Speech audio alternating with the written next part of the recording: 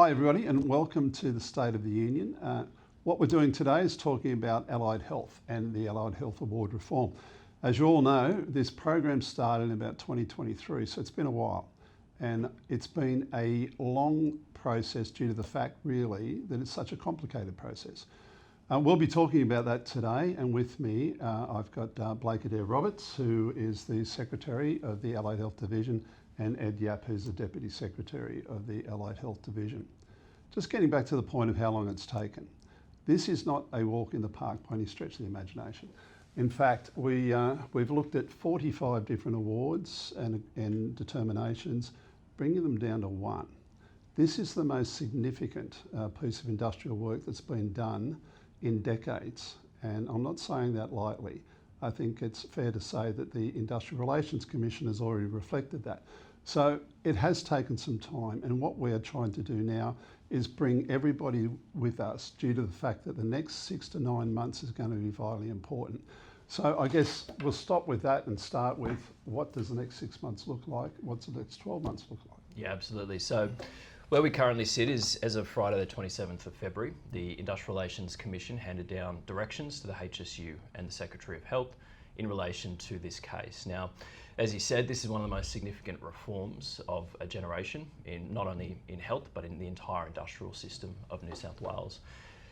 The case itself will end on February 19, 2027. That'll be when final submissions are made.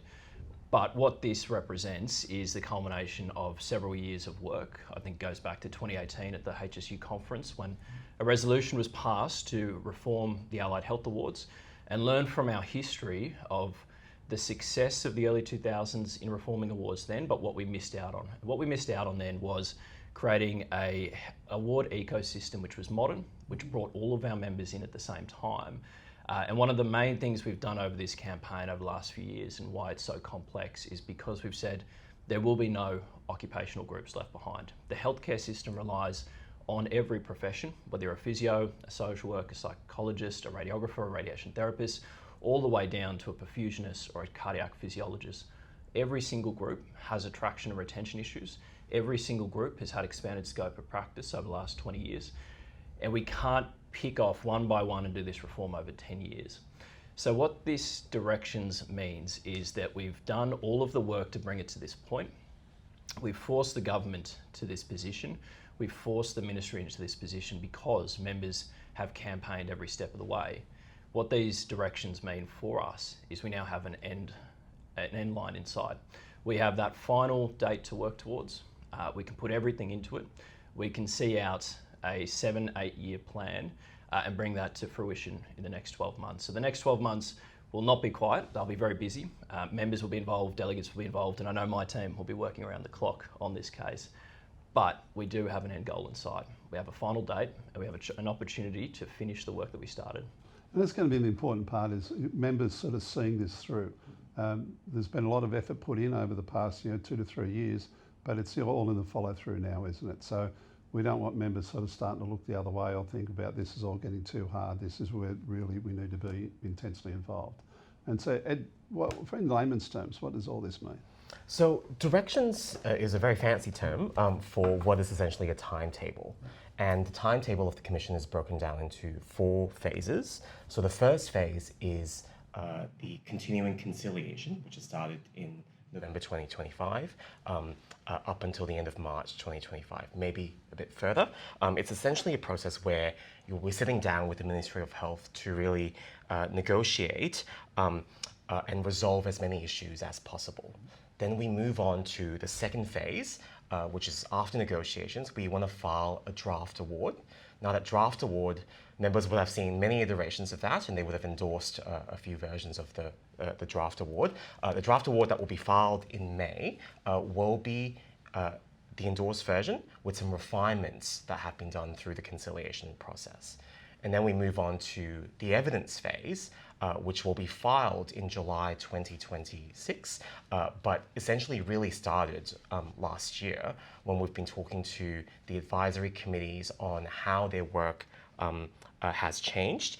And then the fourth and final phase, which Blake has foreshadowed, is February next year, when this culmination of 4 or 5 years of work will end in mid-February, when there'll be 3 or 4 days of closing submissions at the Commission. Well, that sounds like it's a pretty full program. And how many staff do we have working on this at the moment, would you say? Well, it depends on how you count it, I think. But the core team has 6 staff, but the organisers and the broader management and the industrial team, the public health industrial team, is also involved. So I think probably 6 or 7 core staff and the rest of the union.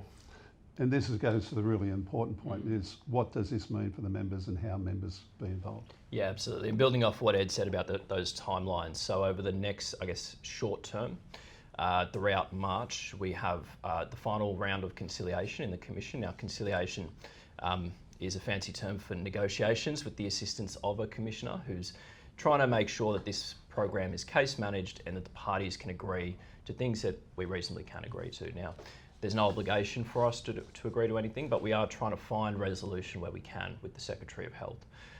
That will end at the end of March. Under the directions that we've talked about, the HSU is going to provide to the Ministry a fully formed final award based off the changes from conciliation, and that will also go out to members. We're expecting roughly second week of April, and this will be critical. We have a very short time between around April 6 when we're directed to do that and May 4 when we're directed to file that exact award in the Commission, again as an amended award, and that award will be the one that is ultimately arbitrated on. And so for members, what we will have critically to be done in that period is another endorsement round. Now, members will be familiar with how these work. You know, there'll be meetings, there'll be information coming out, and an opportunity for members to tell us, have we got this right coming out of conciliation?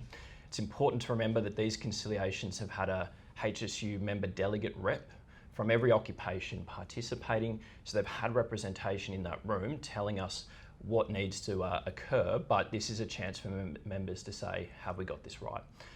From May 4, we file that with the Commission, and then as Ed says, in the medium term, we move into the evidence preparation. There's a few things that members can do there. One is we need to hear their stories and continue to hear their stories about what has changed.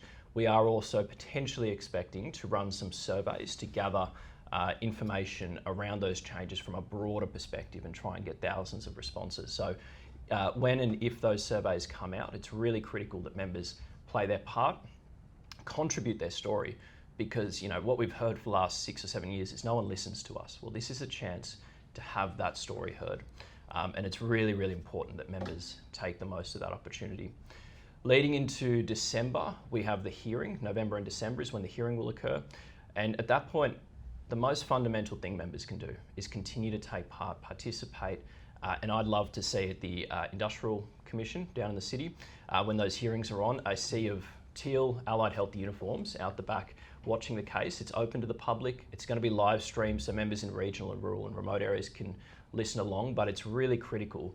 This is the biggest award case we've run in our history. Members should be active and participating at every step, and that includes watching the hearing, coming along, playing their part. It's really critical to see members showing how much this matters to them throughout that hearing. And then from February next year, we will be rolling out information about the changes arising from the case and how to put them in place in different workplaces. Cool. And when it actually gets into the Commission itself, what will that day look like?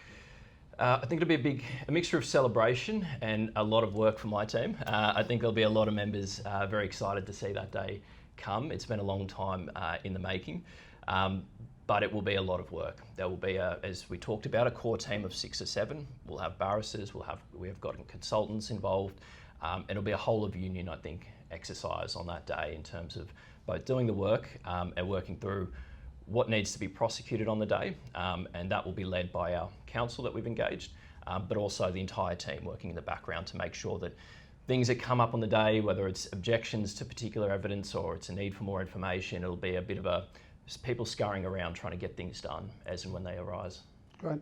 Well, I guess this is next steps is meeting to all our members out there. And let me say that at the outset of this, we had 6,000 members in allied health in New South Wales.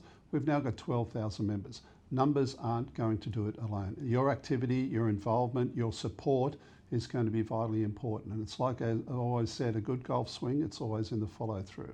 We are at that point. We're not going to leave anything on the field, and we are all in, so we need you all in. Thanks very much for your time today. See ya. Bye.